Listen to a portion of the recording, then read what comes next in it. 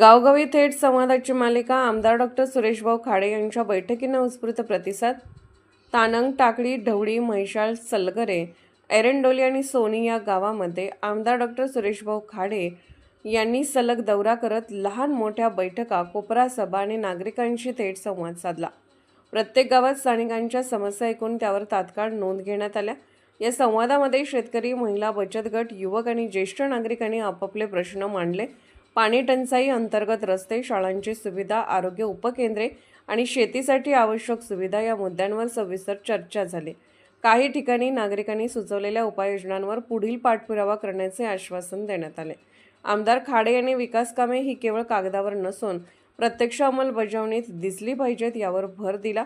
गावांच्या गरजा वेगवेगळ्या आहेत, उपाययोजनाही त्या त्या गावानुसारच ठरवल्या जातील असे त्यांनी नमूद केले. दौऱ्यादरम्यान अनेक ठिकाणी कार्यकर्त्यांनी स्वयंस्फूर्तीने आयोजन केले होते.